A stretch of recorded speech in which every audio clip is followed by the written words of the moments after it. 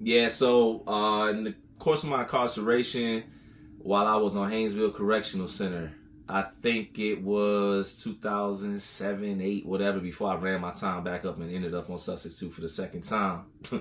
I read a book called Soledad Brother from George Jackson.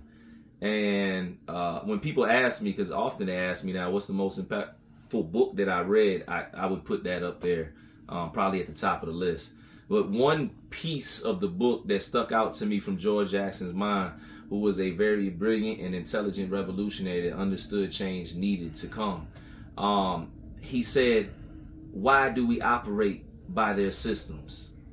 And even with the story of Soledad Brothers, while he's in incarceration, if you know the story of George Jackson, he was murdered while he was there. Excuse me, he was unalived. You know what I'm saying? But the reason that he became a threat to the prison and the institution and the powers that be is because when they would call chow, he would stay in the cell.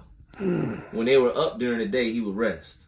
When they would sleep at night, he was up exercising. He reversed the polarity. He took control of what he could take control of. And it started there. And then it started without him even having to say it had an influence within the environment. So for me, just like in prison, though that wasn't the whole piece, I operate the same way out here. If anybody that knows me, I try to do what everybody else ain't doing. And I take pride in that. And sometimes I strike out, you know what I'm saying?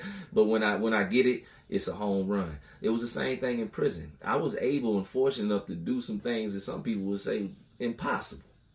Just being honest. I've talked about it. There's been no challenge in the comments, and I'm still that humble dude from Chicago. But it was because I never refused to allow them to condition me and put me into a space where I would only move a certain way.